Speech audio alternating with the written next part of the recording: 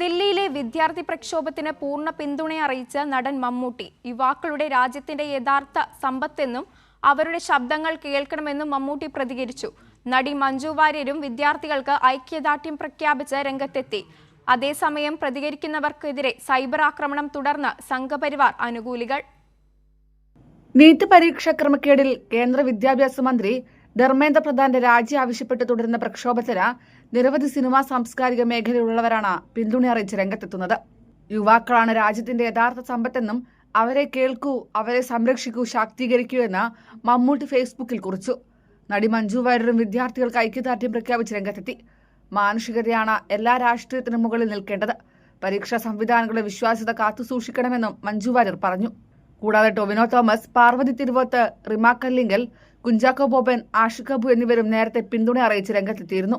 അതിനിടെ പ്രക്ഷോഭത്തെ പിന്തുണച്ചതിന് പിന്നാലെ നടൻ മോഹൻലാലിനും മകൾ വിസ്മയ മോഹൻലാലിനും നേരെ സംഘപരിവാർ അനുകൂലികൾ സൈബർ ആക്രമണം രൂക്ഷമാക്കുകയാണ്. മോഹൻലാൽ പങ്കുവച്ച പോസ്റ്റിന് താഴെയാണ് അധിക്ഷേപ കമന്റുകൾ നിറയുന്നത്. സമരക്കാരെ അധിക്ഷേപിച്ചുകൊണ്ട് മേജർ രവിയും പ്രസ്താവന നടത്തിയിരുന്നു. വിസ്മയ മോഹൻലാലിന് രാഷ്ട്രീയം അറിയില്ലെന്നും പഠിച്ചതും വളർന്നതും വിയറ്റ്നാമിലാണെന്നുമായിരുന്നു മേജർ രവിയുടെ പ്രതികരണം. കൈരളി ന്യൂസ്, കൊച്ചി.